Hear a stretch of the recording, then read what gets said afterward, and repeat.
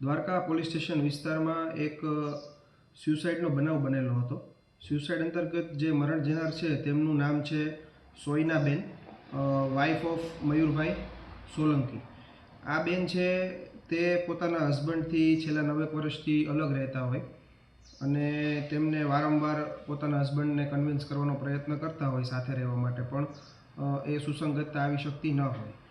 તેને અનુસંધાને ઘણા સમયથી બેન પરેશાન હોય. ત્યારબાદ બેન પોતાના પિતાને પણ મળવા ગયેલ હોય કે પોતાના પતિને સમજાવે સાથે રહેવા માટે, પણ તેમના દ્વારા પણ તેનો તિરસ્કાર કરવામાં આવ્યો હતો કે તું દવા પી જા, આ શક્ય બની શકે એવું નથી. તો ગઈકાલના રોજ જ્યારે દ્વારકા પોલીસ સ્ટેશન વિસ્તારમાં બેન પોતાના દીકરા સાથે દીવા દાંડીના ત્રીજા બારીએથી સ્યુસાઇડ એટેમ્પ કરે છે. અને સૌપ્રથમ તો બેન પોતાના 8 વર્ષનો નાનો દીકરો છે તેને ત્યાંથી ધકેલી દે છે અને તે દીકરો છે એ ગંભીર ઇજાઓ અંતર્ગત ત્યાં મરણ ગયેલો હોય છે.